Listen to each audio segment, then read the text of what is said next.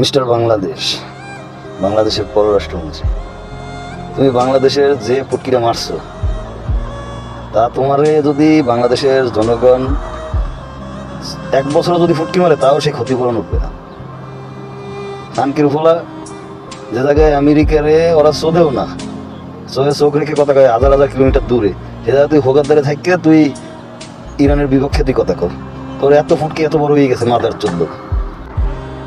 অযোগ্য লোকরে যোগ্যতা চেয়ারে বসাইলেই এই সমস্যাটা হয়।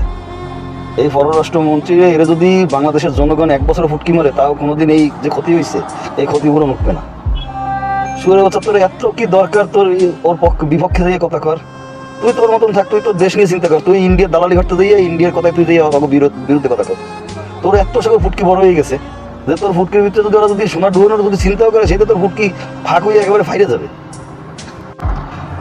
তোদের কারণে যদি বাংলাদেশে যদি এরকম সমস্যা হয় তাহলে জনগণ ওগো বিরুদ্ধে যুদ্ধ করার আগে তোকে ফুটকি মারবে, এটা মাথায় রাখিস। তোরা দেশের বিরুদ্ধে যা করতেছ এর জন্য তোকে ফুটকি আগে মারবে। এই বিএনপির ফুটকি আগে মারবে জনগণ, তারপরে ওকে বিরুদ্ধে যুদ্ধ করবে। যুদ্ধ করে পারবে না তো, কারণ ওরা আমেরিকারই হোগা মারে না। আর তো বাংলাদেশ হাডারো বাংলাদেশ যে লিপস্টিকের নাম মিসাইল বানাও 15 কিলোমিটারের মিসাইল, ও সাগো দিয়ে বাল ছিড়বে বেটা। বোকা সুদার যতগুলো ক্ষমতায় গেছে এই মাদার সদে ইন্ডিয়ার দালালগুলো লেগে পুরো বাংলাদেশের জনগণের বিপদ।